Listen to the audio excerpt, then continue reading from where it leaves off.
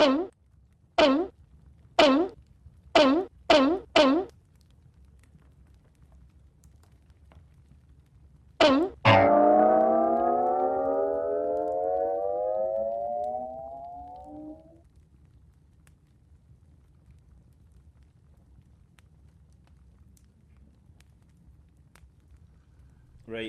okay. Is everybody ready? Now we can't remember, we made a mistake. You made a mistake. We made a terrible mistake last time. I would make a mistake. That's terrible. We made a terrible mistake Afterburner. last time. I think I mentioned a game that I'd already mentioned or something. You need to keep track of your own. I'm not actually sure what my mistake is, but anyway, we're going for 10 to 1, right? Forget about it, just kid on. This is just like the Consolevania top 10 video games of all time. 10 to 1. Ryan's pouring his green tea. Let us begin. Jerry, begin us with your number 10, your 10th favourite game of all time. Beginners. I'm going to start with something a bit rough and tumble to start with here. The Toughman contest on the Sega Genesis. I'm going to go for. No, boys, you're not having it. 1, 2, 3, 4. Top I don't 10. even know what that is. Top 10 tough guy contest. Pepper, aye. Jerry's just added Toughman, the Toughman. Toughman contest like, on the Sega Genesis. Aye, I loved it. thanks. Like a lot of See my you games later, that I've Pepper. picked. Like a lot of the games I've picked. Am I is going to be able to connected find footage of Toughman? I'm actually just really enjoying YouTube? sending Ryan to find really difficult footage. Is that Pepper? Listen, Pepper! Aye, no, Jerry, he said Toughman. Toughman contest on the Sega Genesis. It was you battle your way through various opponents, then right at the very end when you think you beat the big guy, Butterbean comes out of the crowd. Oh, that's Jerry's agent. Is that Butterbean? Butterbean comes out of the crowd and you've got to fight him to win the ultimate title in the end. That's a game for you. Butterbean comes out of the crowd. Yeah, he does. Mate, He objects. Only thing I want to see Butterbean in is my fucking dinner. Oh, take Right. that, Butterbean. He's never had that before. Here's my number. What system did you say? Sega Genesis. Okay. You gonna try and find it? Oh god. My number 10 is, just to get things back on track, Super Mario Galaxy. Do you know?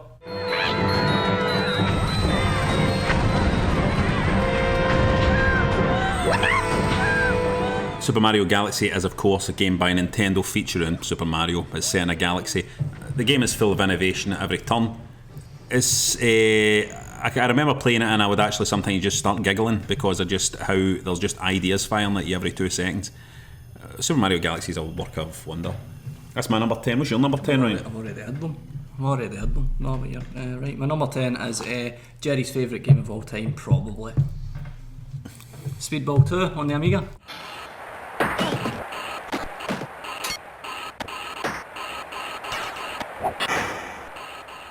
Who knows? We'll find out. Speedball 2. There's a little known fact that Jerry actually interviewed one of the players for Speedball 2, didn't you? Something like that. Jams or Norman? Yeah, Norman's based on me.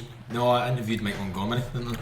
It's my number 83. And he gave me. We'll see if it's in my top 10. It's absolutely my favourite Amiga game. I think it's perfect. It's so many Amiga games that you play that are rip-offs of other games, and Speedball 2 is not one of them. It's an OG original Gangster. I thought Speedball 2 would be higher in his list. Number 10's in my top 10. Number 10 is, as we all know, where the shite games sit. You can put Strongman. Butterbean 2. You basically Speedball 2 is as good as Super Butterbean. Mario Galaxy. Speedball 2 is great. You can put it on right now and it's as good as it was. You can do it. You can get it on your phone. There's an app. Well, you can get it on your phone. Yep. Right. Number 9. I'll fire right in with my number 9. 2 combatants standing, Tough guy. facing each other across a forest full of cherry blossom trees. Oh. Small movements until one person is brave enough to make the move and make the strike. Oh. My number 9 is Bushido Blade on PlayStation 1. あなたを切ることになるなんて Which is still, as far as I'm concerned, the best, Stunning about game. the most tense fighting game ever released. Jerry, number 9. My number 9 is, and I'm not a big fan of the horror genre, although there is 2 in the genre in my top 10, but I'm going to go for Resident Evil 4. Nah, just kidding with you, amigo. I overheard one of the villagers talking something about... I'm a big fan of proper voice work on games, and I think this is probably the first Resident Evil where they maybe actually hired proper voice actors for a change. It made a huge difference. I think Resident Evil was the one that was like one of the most anticipated when it came out, because it kept being promised and it wasn't delivered, and it was redirected and stuff like that. And when it eventually came out, it was amazing. So Resident Evil 4. I'm not a huge fan of all Resident Evils, but Resident Evil 4 is a thing of beauty.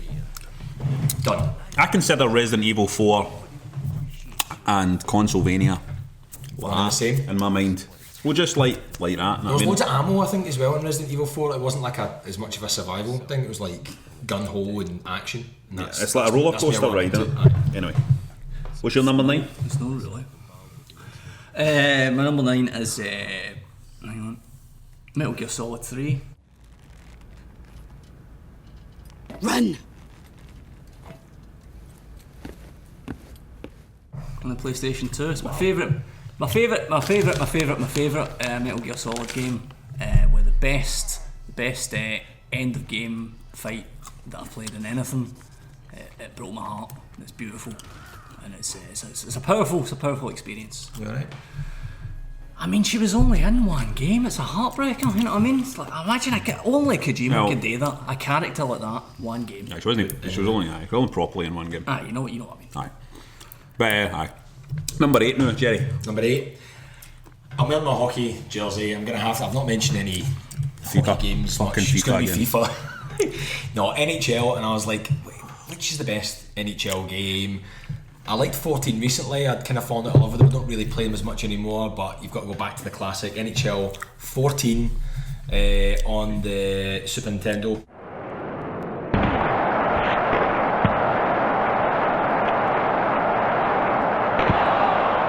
Was phenomenal. It was the first time you could do like a one-timer on it. It had like team-specific organ chants came on, and it wasn't just it was and when and I think Birthday by the Beatles would play when you scored goals. And it's just a brilliant game. A bit like Speedball 2, you could just pick it up now. There's apps as well you can play for that. 14, get it played, it's great fun. I don't have any NHL games on my list, but I've probably had more fun with NHL games than quite a few games that are on the list. You know what I mean? NHL games are is amazing. always the most advanced. I always remember like playing the So exciting. NHL game. It was always like the sound and the culture around the feeling arena was amazing. but also the feeling of scoring scoring in an NHL game.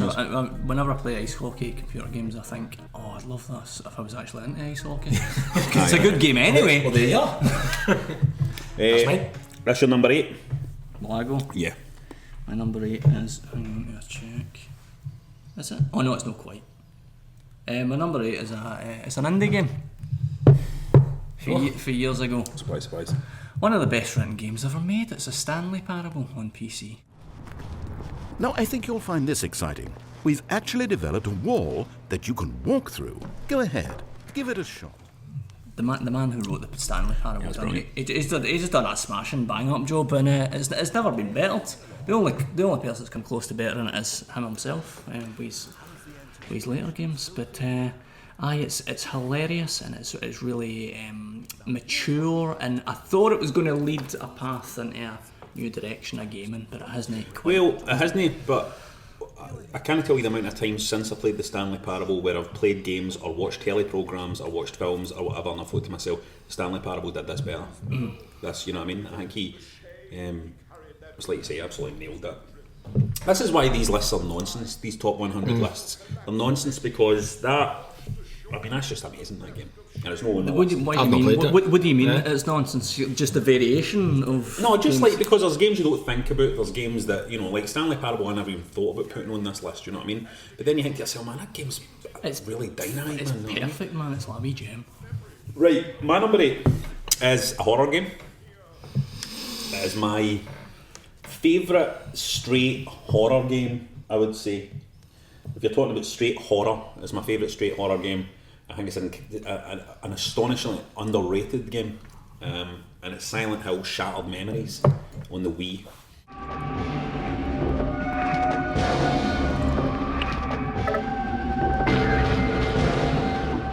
which is a game that's purely psychological, is incredibly clever with how it's designed and what it does, how it reads you and how it reacts to the things you do. The story is brilliant. It wraps up beautifully. It's the best Silent Hill game, I think, because it hasn't been sidetracked by all the kind of ridiculous lore that's in Silent Hill.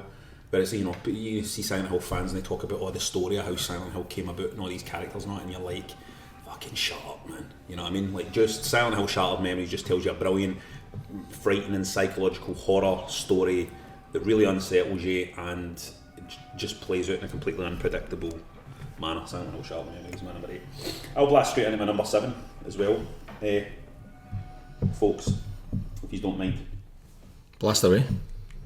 And my number 7 is probably one of the oldest games on my list.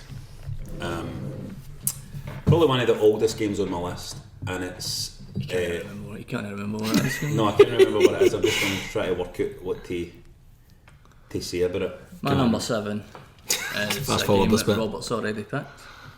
Well, I just do mine. Yeah, usually he is. I'll try to work out how best to put this. It's a platformer. It's Klonoa 2 on PS2.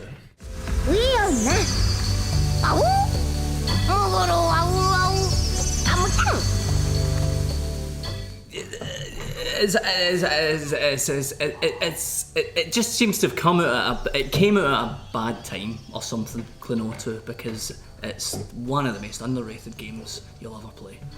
It's beautiful and it's emotional and it's really, really good fun to play as well, and the boss battles are really good fun and the level. It's a wonderland. It's a wonderland of a game, and I don't know why it's not on more people's lists. But that's my number 7. It's Klonoa 2. You should get a copy. It's fucking good. Have you got your 7 cleared up yet? I don't want to remind you. My 7 you emotionally engaged for your number 7, yeah? Aye, I'm ready to talk about it now. My number 7 is I always feel sad when I talk about Mr. Iwata for Nintendo, because of all the people in the gaming industry who passed away, he was a really sore one, kind of, because he was a great personality and you could tell that he really loved games, and the proof that he knew his stuff was the fact that he programmed Balloon Fight.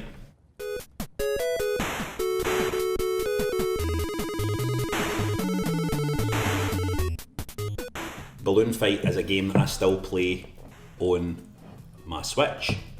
It's a game that I played on Animal Crossing when you used to be able to get the Wii Nintendo carts in Animal Crossing. I would play Balloon Fight.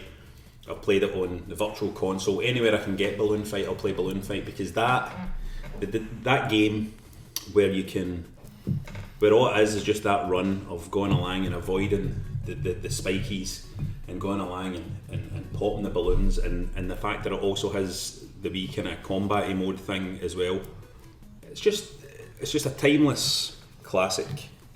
And I want to remember now who, I'm going to go back to this because I'm wanting to remember who the actual designer was, because I know that Iwata programmed it, but sorry, number 7. Popping balloons, man. Nightmare at a Wayne's party. Right, Mr. Sakamoto was the designer. Balloon Fight, sorry Jerry. Well, after those two very emotional 7th choices from Robert and from Ryan, I'm deeply touched myself. Sensible World of Soccer.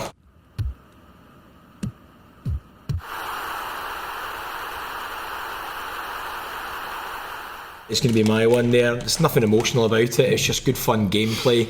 I think it blew my mind that they had every team. Well, it's got every team in it, it's got every league in the world, it's got that kind of level of detail in it. It was just fun to play. However, it was fatally flawed. You needed the update disc. You needed the update disc that came free with, I can't remember, Amiga Format magazine or something like that, had an update disc, because otherwise your strikers just went down in value all the time. Right. And if you got the update disc, then that bug was fixed, but it was a time before you could have bug fixes like that. It was just another disc that came with it, and the update disc made it one of the best games of all time. Loved it. I didn't know that. What's the highest score you ever got, do you remember? What, literally in a game? No. I was pretty good. Like 30 odd. Nah. 30 odd nil, something like that. Once you got the bend right on your diving headers and all that. If you could bend the penalty, you were hot shit. Number 6. That action. Oh yeah, if you can get to do a wee loop. Like you're reversing kind of round a corner. Way! And kicking back as well. about that. What number? Number 6. Number 6 is probably Robert's number 1. Oh. It's a JRPG, and it's my favourite JRPG. And that's let's just establish that that's what this list's about. It's about our favourite games, right? We're not saying best, because best doesn't mean anything. It's my favourite JRPG, and it's Xenogears.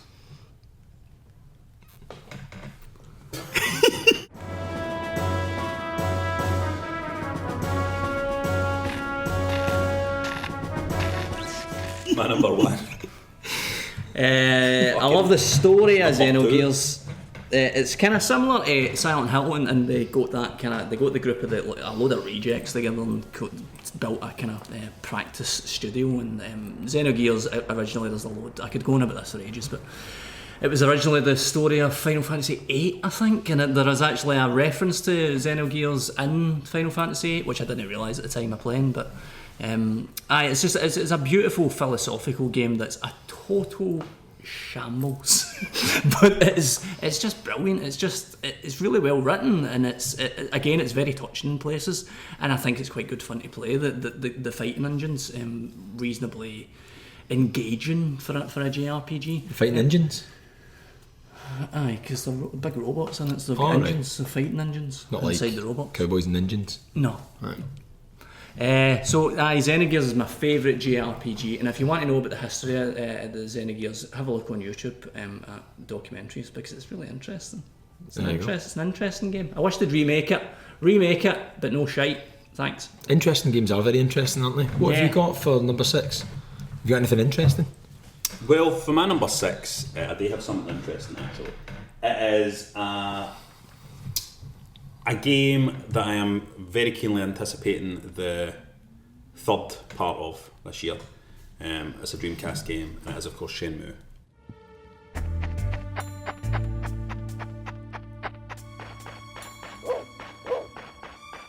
Shenmue. I know Ryan is not a fan of Shenmue at all, and I kind of understand when some people aren't fans of Shenmue, because there is a lot of kind of mundane stuff in it almost, but it's that I like about Shenmue. I like the kind of mundane day-to-day feel of Shenmue. But the fighting bits and the quick time stuff is great fun as well. I love the whole atmosphere of the thing, and I love how ambitious it was. It was incredibly ambitious. That's my number 6. You all know it, Mr. Shenmue of Dreamcast. Have you done 6? Have you done your 6? Number 6. I'll do my 6 then. Yeah, I did my 6. Number 6, Grand Theft Auto 3.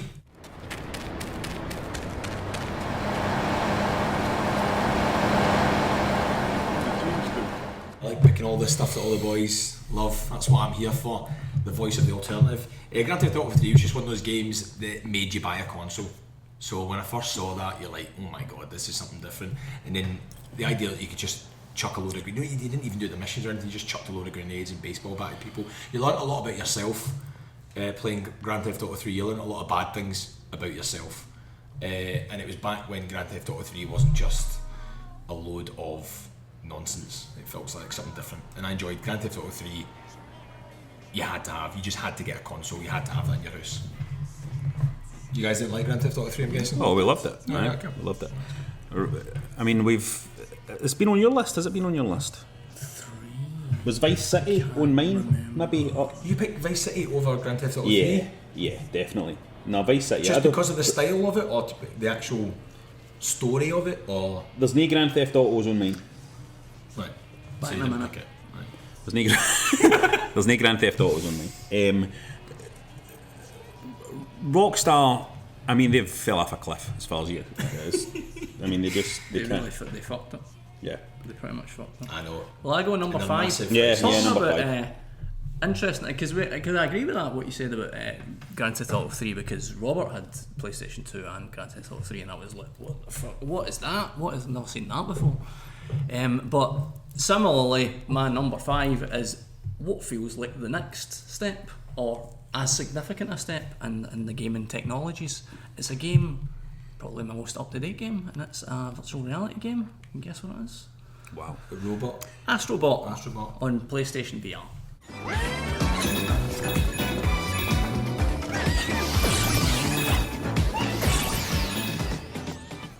it's the most fun I've had in so many years playing a game. It's impossible to put on and not have a smile on your face. It's just so good. It's so good and sunny, and the wee interactions with the wee guy. It's just brilliant. It's brilliant. It's brilliant. If you haven't got it, please get it, because it's brilliant. That's in my top. It's my top 10. It was only out 20 minutes ago. It's in my top 10. It keys into like what is good about all like films you see where like robots have got strong characters and stuff like that. And they're so cute and like. But that probably is the apex of a cute wee robot. Is that the newest game on your list?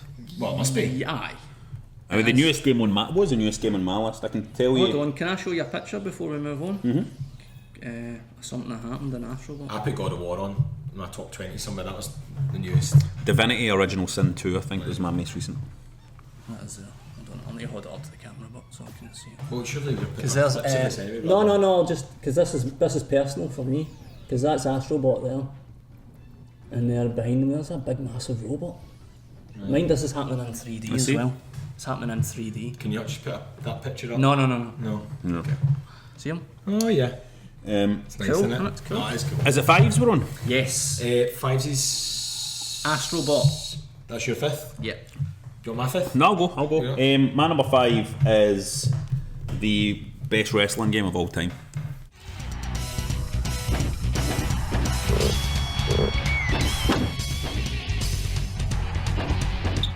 Me and Kenny would play Fire Pro Wrestling D constantly, match after match after match after match on the Dreamcast. I remember at the time I bought a quite expensive VGA cable for my Dreamcast to attach it to a big monitor, and we'd just play Fire Pro Wrestling D constantly. It's the best wrestling game ever. It's the hardest wrestling game to get into because you need to get all the timings correct and stuff like that. But once you do that, it's as close as you'll get to a real wrestling match. Fire Pro Wrestling D is, I mean, I'll be honest, Fire Pro Wrestling Z, Fire Pro Wrestling R, all these ones, Fire Pro Wrestling D, Z, R, ones that followed that. I've got loads of Fire Pro Wrestling games you can lose. You can lose track easily. Fire Pro Wrestling Advance on the Game Boy Advance, and the one that's out the new. But the one that's got the place in my heart is Fire Pro Wrestling D, and it's only Dreamcast, which is just a romantic console, and it's a very romantic console. What's your number 5, Jerry? Times. My number 5, Rob, I think you've definitely already mentioned it somewhere in your top 100. I'm not sure if you did, Ryan, but it is God Hand.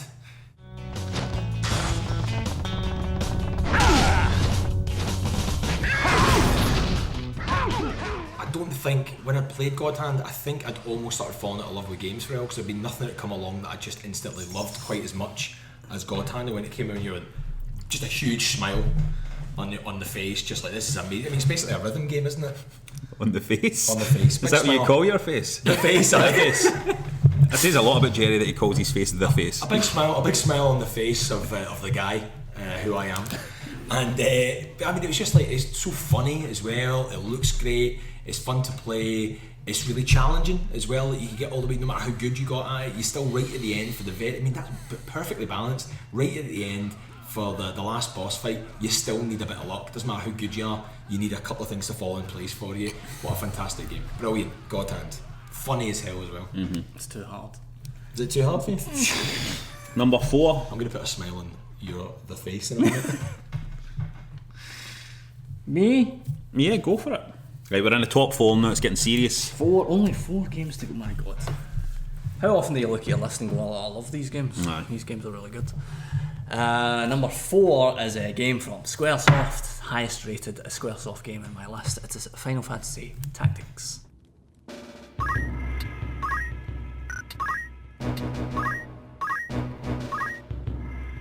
can get it now. You can get it on your mobile, actually. I've got it on my phone. You can zoom in and out as well. It's pretty good. But it's as a package, it's just like a precious gem. Final Fantasy Tactics is beautifully sculpted, and it's a perfect wee story. I think the first time I played it, I got stuck. I remember this vividly, and I had to go back and learn time spells to manipulate time to beat a boss that I was stuck at. And so I finished my first playthrough in like 20 hours, which I'm not supposed to do. You're supposed to kind of travel about. Like you do in JRPGs, have a travel about and stuff like that, but I rattled through it. But it's a perfect wee game. It's probably not. Well, I don't know. they've got loads of good games. You guys say it's probably your favourite game there? No, it's probably my favourite Squaresoft game, but it is my highest rated Squaresoft game. But it's beautiful, and if you love tactics games, check it out. Couple thumbs up for that one. Robert, you're number 4? My number 4 is a rhythm game. I love rhythm games. One of the biggest mistakes I made in this list, just to do this, is that I left off Hatsune Miku Project Diva Future Tone, which was a complete oversight. So that would have been on the list and something else would have been knocked off. I don't know, it's one of the things I just forgot about. But I would never forget about this rhythm game. It's Gitaroo Man on the PlayStation 2.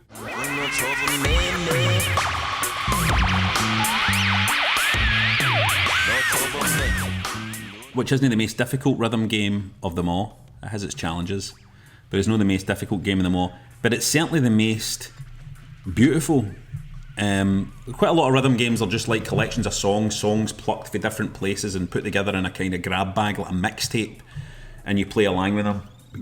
Gitaroo Man has it's a complete thing. It's a complete thing. The look of it, the feel of it, the music, the story plays it beautifully. There's different styles of music, there's acoustic tracks and stuff, and it's just so pleasing to play. It's a rhythm game that you can just put on and just chill out, relax, play right through it from start to finish once you're decent at it. And it's just always a great ride. I love it. Gitaroo Man. My number 4 of all time. My number 4 isn't just a fantastic game, but it expanded on a film that I loved so much, and I've never really seen that done too much before. It's Warriors.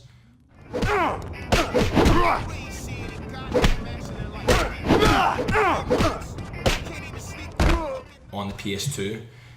Obviously the Warriors is a cult classic film for people as well, but weirdly it wasn't just a game of the film. It expanded that world of the Warriors and explained a wee bit of where they came from and what happened afterwards as well. But it was just like, you could just get with your mate and just go out and just bop some heads, man. It's such a beautiful game. Like the whole world that they created in the Warriors, you're like, it's such a weird thing anyway. It's a movie of its time, and yet the game was created so much after it and was so perfectly loyal to that original kind of memory and made it better. It made a good film even better.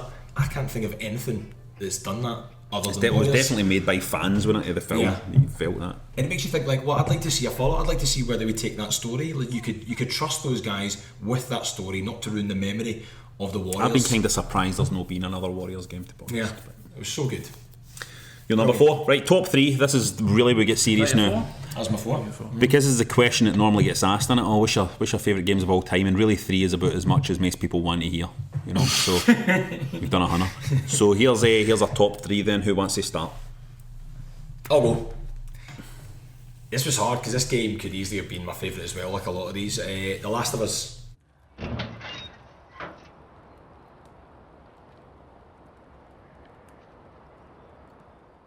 On the PS3 was just a bit of a journey.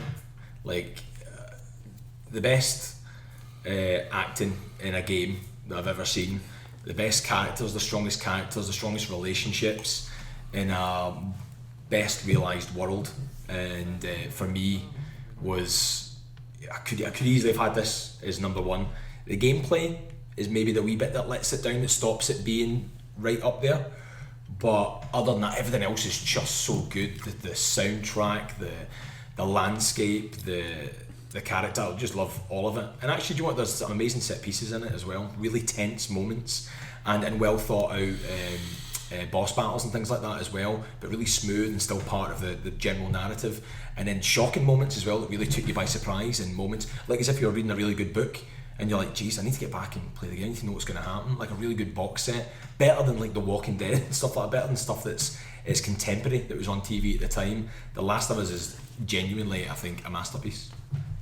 I agree with that. Thank you. The ayes have it. Who's next? It's not on my list. It's not on his list. I'll go next. I'm sitting next to Jerry. Next, and my number 3 is my favourite indie game of all time, and it is Undertale. Did you spoil that for me? No, but I think it's nice. I think it's nice sometimes that people know these things about you. It's Undertale.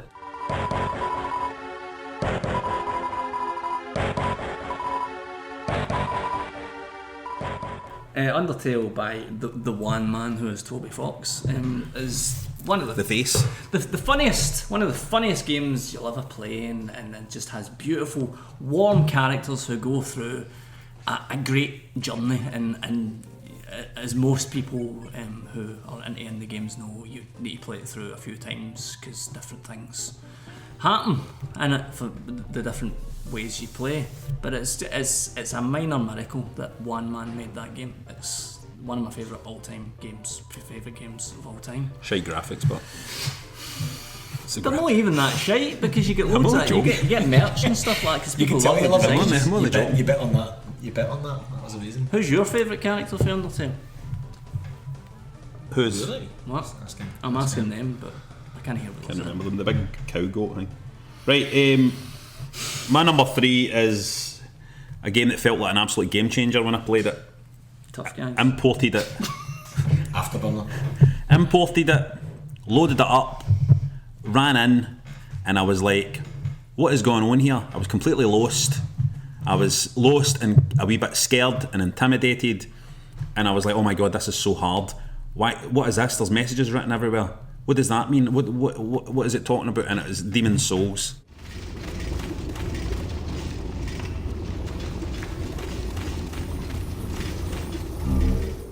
It's hard to state now what it was like to play Demon Souls at the time, because it was doing so many things that were so different from a design point of view that have now become commonplace now. Like, let's take indie games for example. There's a million indie games that now are like Souls-like progression systems and stuff like that. There wasn't just. It was a very Japanese sensibility into it, where it's like you run through and you get all these souls and then you can lose everything. I can remember you describing Demon Souls to me when you were first playing it, and I was like, "This sounds like the worst experience I've ever had." And it was like that, because you would tell people about it, and then you would also have to try and explain, but it's really relaxing as well. Weirdly, it's relaxing because you never really feel. You never actually. That's the thing. I know that Dark Souls and Demon Souls and stuff have all been marketed on. How hard they are and how you'll lose all hope playing this and all that. But I find as if you never really lose hope in these games, because you'll always get a wee bit further. You'll always like pick up another couple items, or you'll level up a wee bit, or you'll learn stuff. And it's all about the challenge. Yeah, it's about the challenge, but it's also about. I don't think any game has. Demon Souls introduced that thing of when you used to play old games and they were 2D. And you would have to learn them inside and out to do well at them. Learn them inside and out. Demon Souls brought that back. I kind of feel in a big way. It says, we're not just giving you a big environment that's beautiful and all that. You need to learn every nook and cranny of this thing. You have to like get a picture of it all in your head. And it was anyway. Demon Souls number 3. That was your 3. Mm-hmm. You done your 3? My 2 and we'll bounce back this way. My number 2, and this is big in it. Number 2 is big because it eliminates what your number 1 could be, and then it's maybe quite obvious what your number 1 is. My number 2 is another game that felt like a game changer when I first played it, and simply because one thing, and this is the amazing thing about video gaming, is sometimes it can be one small thing that makes people all sit up and go, fucking hold on a minute. And it was when the fucking baddies started climbing through the windies and kicking open the doors.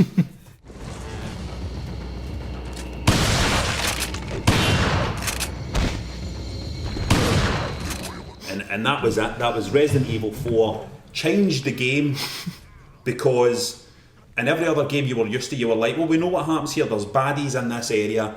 I'll move into this separate area and I'll be fine unless some scripted event happens. And Resident Evil 4 was different because you go in, you shut the door and they'll fucking open the door. And suddenly you're up, you're crawling up on roofs, they're following you, they're climbing up things to get to you. And the hysterical panic that introduces in you because you're like, this is breaking all the rules. Is just second to none. And I kind of feel like that is a momentous moment in video gaming, that just that start of Resident Evil 4. The rest of the game is fantastic as well. Beautiful set pieces and amazing, exciting stuff, and the pace is just a rip-roaring pace. But Resident Evil 4 just has a magic about it. It just has a magic of people absolutely designers pushing the limits of what games can do. And it was anyway, Demon Souls number 3. That was your 3. My number 1 is Resident Evil 4. I agree. 3. I 2. don't need to check my phone, so there's only 2 games left. I know what my number 2 is. And going back to this list being about favourite games, not best, my number 2 is quite close to your number 3. It's Dark Souls.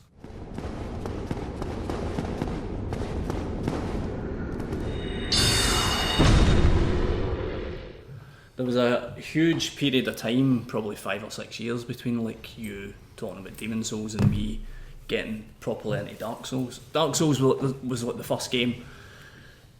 Honestly, like a period of like 4 or 5 years, I played nothing, and Dark Souls was the first game that I played when I came back, and I couldn't believe it. I couldn't put it down. I couldn't believe it. I couldn't go to bed. I was furious all the time. It was one of the worst and best experiences I've ever had with a game. And like Robert says, I can't think of any other game offhand where I know it inside out. I know that environment inside out, and I've got like beautiful map pictures up in my room here. It's indelibly marked on me now. Dark Souls. You put me off playing Dark Souls because around about that time I was coming up and staying with you quite a bit, and you were like so frustrated with that game. I was like, I'm not fucking playing that. It's an absolute nightmare. No, it's good, but there's like it tricks you, and it's really hard. It's the hardest game I've ever played, and I was like, and to this day I still haven't played it because of that. Is this an intervention? It's not the hardest game I've ever played. Well, that's not what you were saying at the time. You were raging. But it's as popular as the series got, Dark Souls is a solid masterpiece of a game. An absolute. I will never forget Dark Souls, and I still put it on and play it every now and again because it's an incredibly fun game. Yeah, I was playing on the Switch just last year, and I was like, man, this is just brilliant. Man, it's just like getting in a bath. It's brilliant. I would love to see Demon Souls brought back and reintroduced to people. You know what I mean? Because I think it would be nice to have some big set where everybody can play through the whole. You know, even some big set boy that, and maybe even a King's Field game would be brilliant. All right, I'll play it. Right, my number 2. I've already mentioned an earlier format of this game, but this one is by far the best. It's Civilization 3.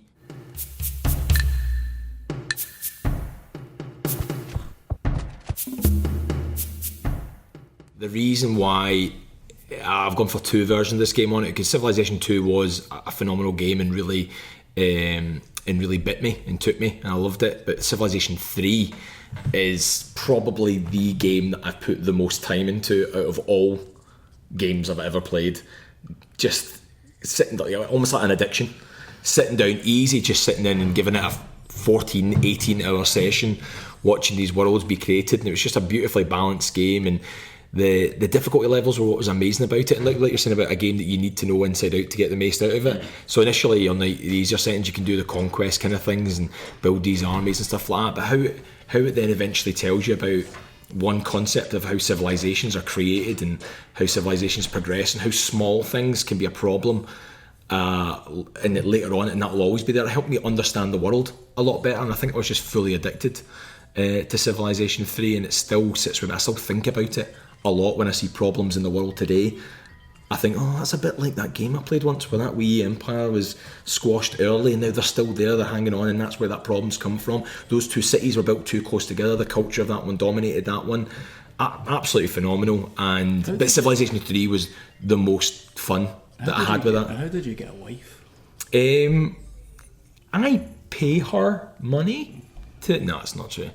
Civilization 3 though, absolutely the most balanced. I'm playing Civilization Civ 4 at the moment, and it's not the same. It started off charming, that story, but it ended up quite troubling. It really got quite dark, didn't it, in the end? Civilization 3. So who's going to do their number 1? Who wants to do their number 1 first? Will I do it? Go for it. My number 1, I picked up my phone, I know what it is. So my number 2 was Dark Souls, and had this list not taken, however long this has taken, a year and a half, near enough, the number 1 and 2 would have been a different order because they changed places so many times. But I decided, this being a list of my favourite games, I'm going to pick a game similar to what Jerry was saying. This is the game that I've put the most amount of time in out of all games that I've played, and it's Morrowind.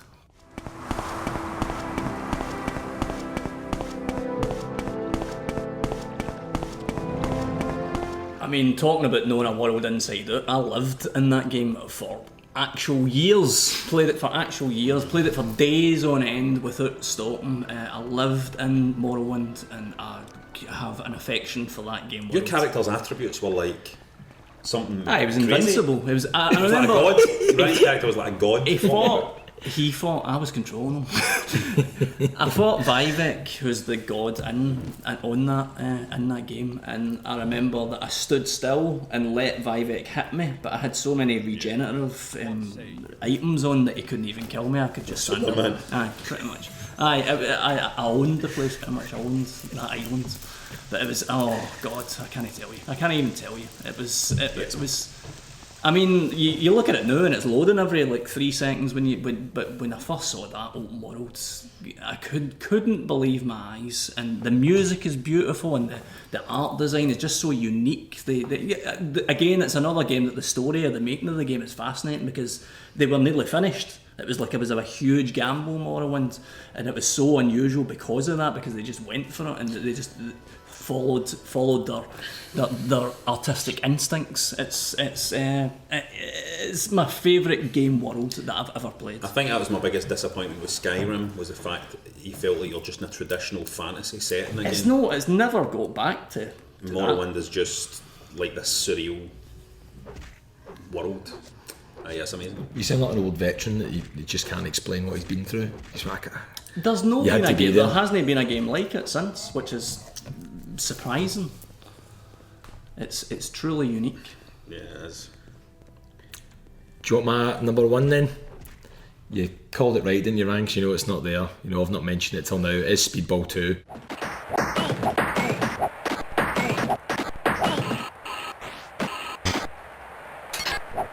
Just the most fun I've ever had playing a game. And when I remember my pal telling me at school, it explained the game. I was like, that sounds amazing, you're joking. That's like the kind of game I wish I'd come up with. You know, a space age new sport kind of thing in leagues and stuff like that. Like I still can't believe there's not been a film made of Speedball 2 as well. Like, why hasn't there been? I want to know more about that world. And you're right, I did get the chance to interview Mike Montgomery when we're doing a show for Channel M and we're doing Reloaded, and it was just amazing to talk to him. And he was working on a reworking game for it, for the Xbox and for various apps and stuff like that at the time. And you're like, no way, brilliant. Have you expanded the leagues? He went, yeah, there's going to be leagues from other planets and stuff. And it never really became what we were hoping it was going to be. I thought that world was going to open up a wee bit more, but it's still a phenomenal game. It's such a beautifully balanced new sport. It's exciting. It's something you can just pick up and play. The story mode was pretty good as well.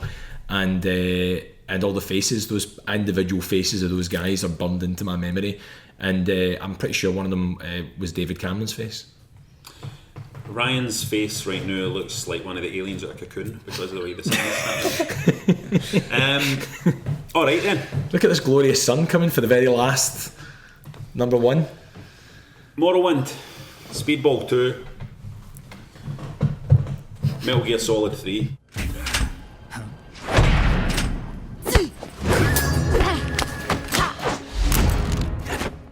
Oh, I wasn't expecting that. Metal Gear Solid 3 is, I mean, I go back and forth. Sometimes Metal Gear Solid 3 and Resident Evil 4. Metal Gear Solid 3 is the best video game ever made, like by a mile. And it's a weird one because it has its issues. Certainly the original release had its issues control wise and stuff. The camera angles, you were kind of like, I'm not sure about this. But the things that game does, not just from a design point of view, but on an emotional level, the story that it takes you through, it still has some of the best stealth stuff. Although having said that, there are moments in this best game ever made where you'll be hiding in a shaft, hiding in a wee air vent for like 5 minutes waiting for an alert to go off or whatever, you know what I mean? But Metal Gear Solid 3 does this incredibly brave thing, I think, that no many video games have the balls to do. And it sometimes says to you, this bit is going to take ages. Like, you are going to have to sit by this bush waiting to get a shot on this guy for ages. You are going to have to hide under this crate for ages and sit and listen to the soundtrack and wait. You're going to have to climb this ladder for ages. And it has this weird kind of thing where you feel like you're completely in the hands of the auteur who made it. It feels very directed. I think it's the best example of a designer directing a game to completely put across, completely translate what he wants to tell you. And it's just full of brave stuff. It's full of, I mean, and it has gimmicks. It has wee gimmicks in it, but the gimmicks are mind-blowing things, like the fact you know you can go to sleep and you can have a dream and the dream is a different fucking computer game. Is insane. The fact that is three's the one with this kind of slasher game in a prison. Yeah, aye, that happened to me. A game where if you wait long enough, the boss will die of old age. And so it has these moments in it that kind of, you know, break the whole video game thing, but it still fundamentally is a great game, and it's a game that has a lot of weight on its shoulders because it's the weight of the legacy of the character and the storyline on its shoulders, and still manages to deliver. And then on top of all that, manages to do what very few things in fiction do well. Think how many films you've seen, how many books you've read and stuff that have these massive plots, massive stories going on and have an unsatisfying ending. Think of how many things you've watched and how many things you've read and how many TV shows you've watched and stuff, when it gets to the end and you've been a bit let down. And Metal Gear Solid 3 does all that, all this mind-blowing stuff, and still dovetails it all into a beautiful, satisfying ending that you watch and you go, I guess it's maybe the best ending to a game I've ever seen. But you will still feel defeated at the end of the Oh, totally. And you know, and so it's completely not a traditional ending to a game as well. And also, Metal Gear Solid 3 is a game that, and I'll shut up in a minute. Metal Gear Solid 3 is a game. Well done, you can keep going. Metal Gear Solid 3 is a game that it makes you rethink the entire Metal Gear Solid storyline as well. It makes you entirely rethink who the heroes and who the villains are. And in a sense, it makes you rethink who the heroes and the villains are in all sorts of games you've played. Suddenly, everything's not quite as straightforward. Metal Gear Solid 3 ushers in an era in video games of shades of grey. Nuance, exactly right. That's why Metal Gear Solid 3 is my favourite game of all time. Because of nuance. Who even saw it coming as well? Because 2 was brilliant. Yeah, I mean, yeah. So that's our top 100. That's it. And obviously, I mean, there's stuff we've missed, isn't there? I mean, Join us next week when we start our top 1000. I mean, I think the best way to actually do this would be, it's taken us so long to get through this top 100 again that things have changed a lot, so I think we should start in the next episode, go back to 100. Right, okay. And start working our way through. Now, what we'll probably do is, what I was thinking of proposing, fellas, is that we keep doing these videos, but what we'll do is for example, the top 10 villains of all time, or whatever, or the top 10 levels of all time, you know what I mean? Because there's some games that are like, they'll never be in your top 100 games of all time. No, top 10 A-Train games. Top 10, even that, top 10 boring games. What I mean by that is, I like quite a lot of games that I know are objectively boring. Right. Do you know what I mean? The top 10 worst games. Yeah, no, I don't mean that. I mean like, a game that's like, no, it's dead boring, but you just enjoy playing it. Like, A-Train's a bit boring, isn't it? No. Truck driving simulators, things like that. Yeah, top 10 simulators, you know? Yeah, oh god, I just missed the simulator stuff. Top 10, so anyway, I think we'll do some lists of top 10s and stuff like that now. Because there's still plenty more things to talk about in this wonderful world of video games. Let's wrap this up, boys. So, what was that? Speedball 2, Metal Gear Solid 3. Morrowind. I mean, that's a good... That's fair, that's a nice spread. And very different games as well, when you think about it. Speedball 2 is an arcadey sport game. Morrowind is that first-person exploration RPG thing, and Metal Gear Solid 3 is just a weird kind of hybrid of stuff. It's almost like we're different people that all still like games. It is almost like that. Almost and let's exactly like one last time clarify what the newest games on the list. The newest game for you was definitely Astrobot. God of War, I think, was probably mine. And Divinity Original Sin 2 was mine. So if you've not played any of them and they're out the new, get on it. Recent stuff, get on it. You should try Divinity Original Sin 2. It sounds like a time sink. I've not got the time anyway. Right. I know, if you haven't played games at all, then get out there, some cracking games out there. Yeah, if you don't know, yeah. Hey guys, do you like gaming? Go and play yourself some games that'll put a smile on the face. Yeah. Very, very emotional actually, I'm just looking at... Yeah. We're not letting this go. Let's wrap this up. Guys, thanks for watching. Thanks for watching. And we'll see you back soon. Same time next week. Let's rock and roll down that road, you know what I mean? You want to look at the sun before we go? Yeah, sure. That's my car, look at my car. Praise the sun. Praise the sun.